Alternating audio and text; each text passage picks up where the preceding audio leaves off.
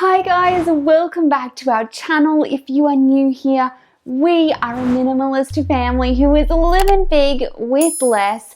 And today I wanted to share with you some of the things that I wish that we knew before we started going minimalist. Now, to be honest, back 7, almost 8 years ago when we started going minimalist, that actually wasn't a term, but even just the essence of simple living or reducing the amount of stuff, these are things that I wish I had known before we got started. Now, these are things that we have learned through the process, and I'm still so grateful that we did it.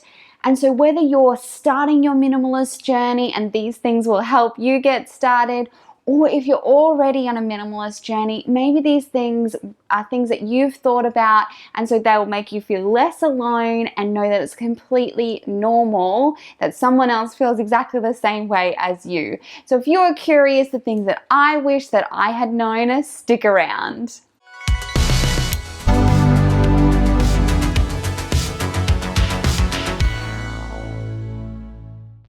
Okay, let's get straight into it. I have 5 things for you that I wish that I knew before we started this simple living journey. And the first one is that minimalism is not always convenient. It's not always going to be the quickest, most convenient way. So for us as a large family, for example, with laundry, I have to stay on top of the laundry. Otherwise, we will run out of clothes very quickly. And so that's one of the times where if we had a lot more clothing, I could probably give myself a little bit of leeway with the laundry. Would I necessarily do that? Probably not. We live in a really humid climate, so getting stuff clean is really important. Otherwise, it gets moldy and stinks and it's gross. But even still, I do need to keep on top of that all the time because we work out of a capsule wardrobe. Other things are, I don't always have what I need on hand. If we were to go camping, I would need to borrow stuff from someone. If I'm having a big dinner party, I need to ask friends and family for extra platters and plates and all those sorts of things. None of these things bother me, but just complete honesty, it's not always the super convenient method. Oh yes, I've already got those. I was holding on to those for this situation. However, in saying that, neither is storing everything for a rainy day super convenient. It's things you have to look after, find a space for, pay for a space for. It takes up space in your mind because you're storing it. In everything, there's always pros and cons, but minimalism is not always the most convenient way, but for me, the pros still way outweigh the cons. Number 2 is super important, especially if you are getting started, is there is no magic number of items that you are supposed to have to be a minimalist. There is no, this is the correct number of clothes if you're going to be a minimalist, and if you have any more than that number, you are not a minimalist, you are a maximist, and you're out of the club. That does not exist. Everyone's needs are so different, and everyone's degrees of minimalism and simple living are going to be different depending on the season of their life. So please don't ever feel guilty for needing to keep things. In my situation, I have a very busy, active toddler who loves to go outside, he loves to get wet, he loves to be in the dirt. And so for me, in this season of life, he has quite an extensive wardrobe because he can go through 2, 3, 4 outfits in a day. And I just need to make sure I've got enough play clothes on hand for him for this season of life. And I know that he's not going to be a toddler forever, and that once he's sort of grown up and he's at school, he probably won't need that many clothes. For example, my other teenage boy is the exact opposite. He needs the least amount of clothes out of anyone. He is super happy with like 5 pairs of shorts, 5 nice shirts that he's picked, and a couple of jumpers. Not that he ever wears one, but I make him take one with him because I'm always afraid he's going to get cold. Anyway, what I'm trying to say is there is no minimalist police. Please feel free. If you love craft, keep that craft stuff. If you love and enjoy books and reread books, keep as many as you love. There is no magic number. I have very few books in my home, but I have like a library on my phone, and that's what works for me. But whatever your number is, that's perfect. And know that it's going to change as time goes on, as the seasons of your life change, and how wonderful it is that that's the case. Number 3 is probably one of the hardest ones for me to come to terms with. And it's okay if people don't understand that you want to live this way. It's okay if they don't get it. Minimalism is not for everyone, and maybe it is for everyone, but only in certain seasons. I don't know. I personally love simple living and I'm not bothered by it. But at the end of the day, nobody else is cleaning your home. Nobody else is helping you get your kids ready for school every day. No one else is doing your laundry. No one else is having the adventures with your husband or your partner or your family. And so whatever their views are, of course we can be kind and we can accept other people's opinions, but know that you need to do what's right for you, and it's completely fine if they don't get it. I get lots of comments from you guys saying that my mom or my mother-in-law or my friends just don't understand. They think I'm depriving my kids, or they think that my house is boring. That's okay. You're the one that's in charge of your life and they don't have to live it.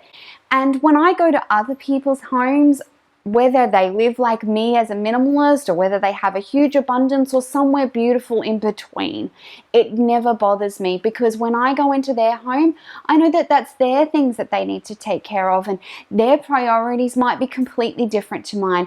They might have heaps more time for cleaning, or they might not be bothered by cleaning. That might be something they really enjoy. So having lots of trinkets and pictures is something that brings them joy. More power to them.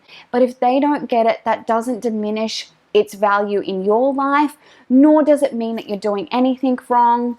Send me a comment, send me a message anytime. I will be on your team and love ya and like your photos anytime, because I enjoy minimalism, but it's okay if no one else in your life does.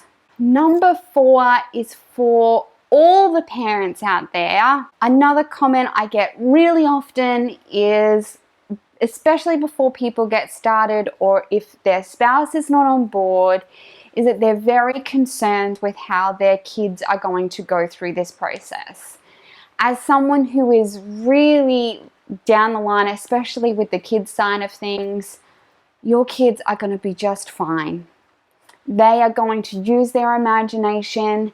My experience of not just my own children, but helping declutter other families, kids are actually way less attached to stuff in a lot of cases than we give them credit for.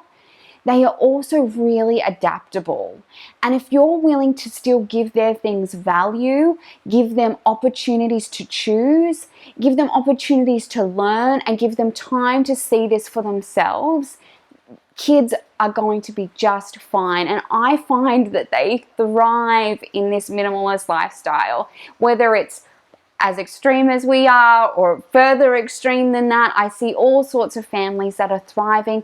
Or if you do still end up having a really beautiful toy room that's got lots of toys in it, whatever that looks like for you, your kids are going to be fine. What's more important is how we treat our kids, how we cater to their emotional needs, and how much time we can give them, not the amount of things. That, whether it's a lot or a little, that part of it is not going to contribute to their overall well-being.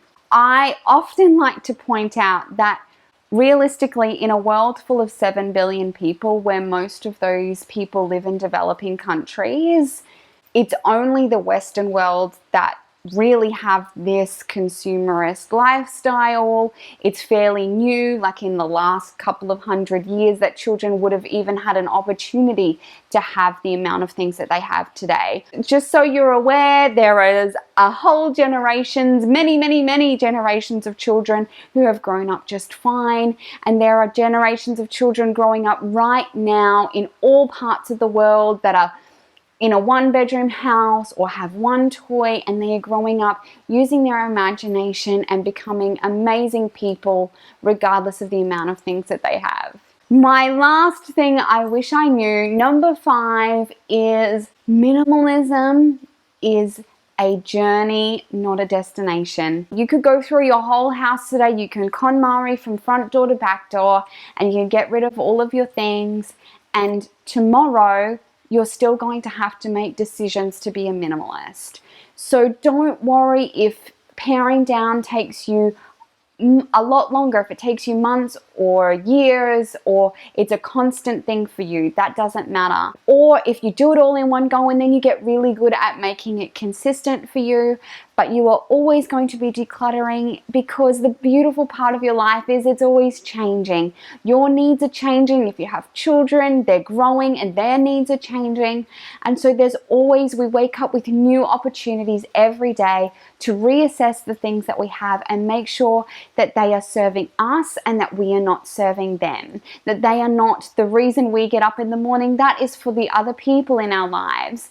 But that we can use these things and we can make conscious decisions and we can be really intentional about the things that we bring into our home, and that is all part of a minimalist lifestyle. But it's going to continue. It's going to continue well into our old age, where we're still going to be changing and making decisions about the things we want to keep in our home. So guys, I hope that this has sort of shed some light for you on the things that I wish I knew. I think if I had known them, I would have been a lot more relaxed in the process of getting rid of things. I also think that I would have been more realistic about how long things were going to take, and kinder to myself when things didn't look Pinterest perfect, as of course they still don't, even for me, all these years later.